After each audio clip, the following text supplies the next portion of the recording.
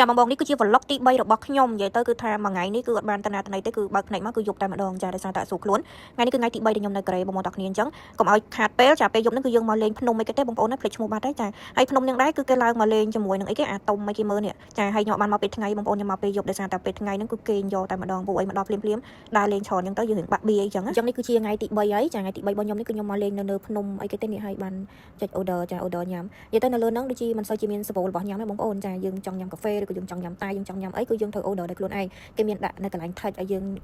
order ខ្លួនឯងហើយគេនឹង load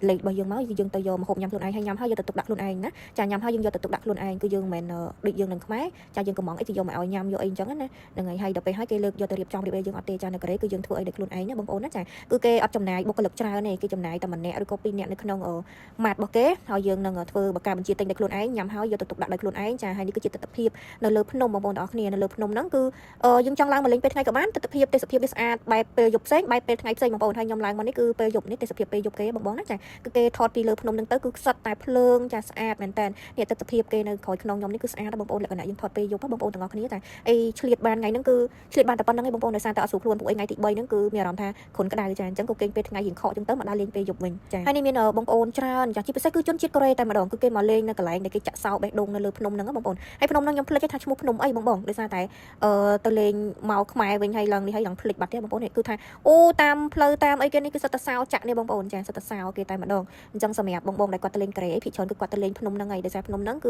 ឺគេចាក់សោបេះដូងអីគេមានគូស្នេហ៍គូអីគេទៅចាក់សោចាក់អីជាមួយគ្នាអីអញ្ចឹងទៅចាហើយបើអ្នកអត់មានអត់អីទេដើរលេងជាមួយដូចខ្ញុំអញ្ចឹងទៅចាយើងដើរទៅនេះទៅណាទៅនោះមើលគេមើលឯងអញ្ចឹងទៅចាហើយនៅហ្នឹងយើងចង់ជិះជាមួយនឹងនេះក៏បានដែរនឹងគេហៅអីនេះភ្លេចបាត់បងប្អូនហើយបើយើងចង់ដើរចុះឬក៏ឡើងអីក៏បានដែរបងប្អូនហើយនេះគឺជាទស្សនវិជ្ជាស្អាតខ្លាំងមែនតើនៅពេលយប់បងប្អូនយល់ពីសោច្រើនមែនតើបងប្អូនអើយថតមិនអស់ទេគឺច្រើនខ្លាំងមែនតើអញ្ចឹងមិនថាបងប្អូនខ្លះគាត់អត់មានពេលទៅដើរលេងពេលថ្ងៃអីគាត់អាចដើរពេលយប់បានដោយសារតែពេលយប់នេះគឺបងប្អូនយើងក៏ទៅលេងច្រើនដែរចាអញ្ចឹងបងប្អូនដែលគាត់ទៅលេងភាគច្រើនហ្នឹងគឺអត់សូវជាមានបរទេសទេបងប្អូនពេលដែលខ្ញុំទៅហ្នឹងមិនដឹងថាពេលណាបរទេសគេទៅច្រើននេះមិនដឹងទេប៉ុន្តែដោយសារតែខ្ញុំទៅនេះគឺសិតតែបងប្អូនជនជាតិកូរ៉េចាគឺគាត់ទៅលេងតែម្ដងអញ្ចឹងបានសេដ្ឋកិច្ចពួកគាត់ចានៅតែនិយាយទៅនៅតែល្អដោយសារតែពួកគាត់នៅតែដើរលេងពួកគាត់នៅតែចាយចានិយាយទៅគឺថាធ្វើឲ្យសេដ្ឋកិច្ចប្រទេសរបស់គេហ្នឹងគឺនៅតែរស់រវើកតែម្ដងហើយនិយាយពីថាសោតាមផ្លូវណាច្រកណានិយាយគឺសិតតែសោហ្មងហើយសោគេខ្ជិះខ្ជួទៅណាបងប្អូនមានរូបបេះដូងអញ្ចឹងទៅមានរូបនេះមានរូបនោះហើយខ្ញុំដើរនេះគឺខ្ញុំផ្ដិតយកទស្សនវិជ្ជាទាំងស្រុងនៅពេលយប់តែម្ដងនិយាយទៅពេលយប់ហ្នឹងគឺមិនសូវជាភ្លឺបងប្អូនដោយសារគេដាក់អំពូលចន្លោះហើយអញ្ចឹងពេលដែលយើងដើរអញ្ចឹងទៅគឺនេះអញ្ចឹងទៅចានៅនេះគឺអត់សូវសម្បូររបស់ញ៉ាំទេនៅលើភ្នំពេលយប់បងប្អូនមើលថាពេលថ្ងៃមិនខ្ញុំអត់ដឹងទេប៉ុន្តែគ្មានតែជាងគ្នាទេបងប្អូនដោយសារតែលើភ្នំហ្នឹងគឺមានកន្លែងរ៉េស្តូរ៉ង់គេតិចតួចទេអត់សូវជាមានច្រើនទេចាឃើញទឹកមុខហ្នឹងមិនសូវជានេះម៉ានទេដោយសារតែមិនសូវស្រួលខ្លួនប៉ុន្តែឆ្លៀតមកយើងជ្រុលទៅបានមកហើយបើយើងមិនបានមកថតមកលេងទេស្ដាយអញ្ចឹងណាចាពួកអីធម្មតាទេយើងដើរឆ្លងប្រទេសបងប្អូនរៀងហត់នឿយបន្តិចទេបងប្អូនទាំងអស់គ្នាវាមិនសូវជាដូចយើង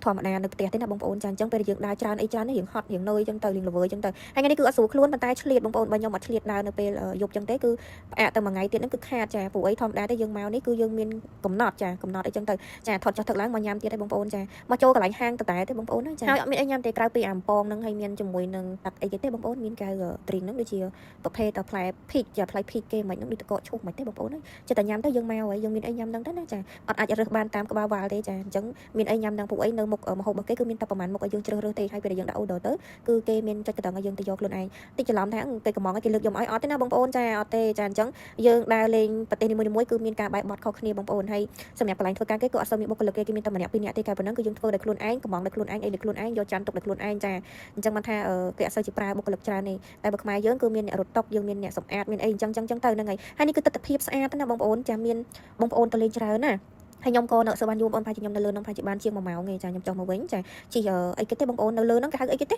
េយើងជីអាហ្នឹងបងប្អូនចាឈរម្នាក់ដូចជាង10នាក់ឈរម្ដងសិតតែជាង10នាក់ចាពេលត្រឡប់មកវិញគឺខ្ញុំមកដល់ hotel របស់ខ្ញុំវិញចាជាមួយនឹង hotel របស់ខ្ញុំគឺមានគេតាំងលក់របស់ខ្ជិះខ្ជូតចាមានកូនសេះបង្កងនេះគេស្លៀកពាក់បែបកូរ៉េចេះឡើងខ្ជូតរបស់គេទៅនេះចាអញ្ចឹងសម្រាប់បងប្អូនដែលគាត់ចាចូលចិត្តដើរលំហែដើរលេងអីចឹង vacation នេះដូចខ្ញុំអីចឹងទៅលេងកូរ៉េហ្នឹងគឺសុវ័យបងប្អូនចាអារម្មណ៍ប្លែកម្យ៉ាងណាជាពិសេសគឺបានទៅស្លៀកឈុតបុរាណថាចានេះគឺដល់ hotel ហើយចូលកន្លែង gym ចាឆែកមកមើល gym គេមានកន្លែងហាត់ប្រាណអីចឹងទៅចានេះគឺជា vlog ទី3ហើយតាស់ចាំទៅមើល vlog ទី4ទាំងអស់គ្នាថ្ងៃស្អែកទៀតណា